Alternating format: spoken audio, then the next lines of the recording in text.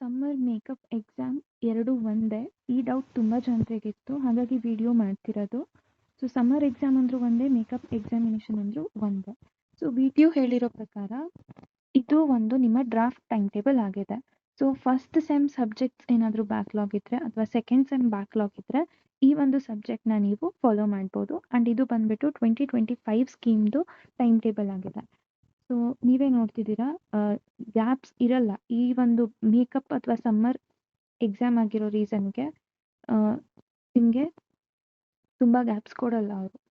ಆಮೇಲೆ 2022 ಸ್ಕೀಮ್ ಅವರಿಗೆ ಥರ್ಡ್ ಮತ್ತು ಫೋರ್ತ್ ಸೆಮ್ಮಿಂದ ಏನಾದರೂ ಬ್ಯಾಕ್ಲಾಗ್ ಇದ್ದರೆ you can write this exam. Subject code ಇಲ್ಲಿ ಅವರು ಕೊಟ್ಟಿದ್ದಾರೆ ಆ್ಯಂಡ್ ಇದನ್ನ ನೀವು ಫಾಲೋ ಮಾಡಬೇಕಾಗತ್ತೆ.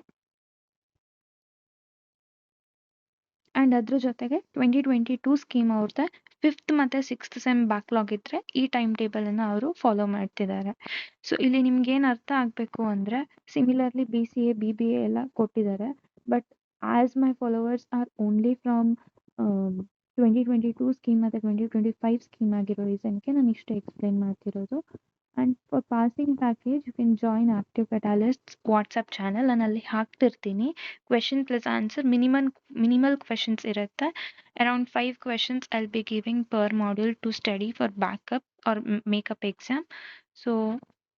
ಈ ಟೈಮ್ ಟೇಬಲ್ ನಿಮ್ಮ ಹತ್ರ ಇಲ್ಲ ಅಂದರೆ ಫಸ್ಟು ಇದನ್ನ ನೋಡಿ ಆ್ಯಂಡ್ ಪ್ಲ್ಯಾನ್ ಮಾಡ್ಕೊಂಡು ಓದಿ. ಬಿಕಾಸ್ ಒಂದಿನ ಹಿಂದಿನ ಆ 5 ಕ್ವೆಶನ್ಸ್ ಅಷ್ಟೇ ಓದ್ಕೊಂಡು ಪಾಸ್ ಆಗ್ತೀನಿ ಅನ್ನೋದು ಕಷ್ಟ ಆಗ್ಬೋದು. It's good if you clear now only. Because ಒಂದ್ಸಲ ಪ್ಲೇಸ್ಮೆಂಟ್ ಅನ್ನೋದು ಸ್ಟಾರ್ಟ್ ಆದಮೇಲೆ ಮತ್ತೆ ಈ ಬ್ಯಾಕ್ಲಾಗ್ ಅಥವಾ ಮೇಕಪ್ ಎಕ್ಸಾಮ್ನ ಕ್ಲಿಯರ್ ಮಾಡೋದು ಸ್ವಲ್ಪ ಕಷ್ಟ ಆಗುತ್ತೆ. ಯಾಕಂದರೆ ಲೈಫ್ ಅಷ್ಟು ಬ್ಯುಸಿ ಆಗುತ್ತೆ. ಸ್ಕಿಲ್ಸ್ ಮೇಲೆ ಕೂಡ ಕಾನ್ಸಂಟ್ರೇಟ್ ಮಾಡಬೇಕಾಗತ್ತೆ.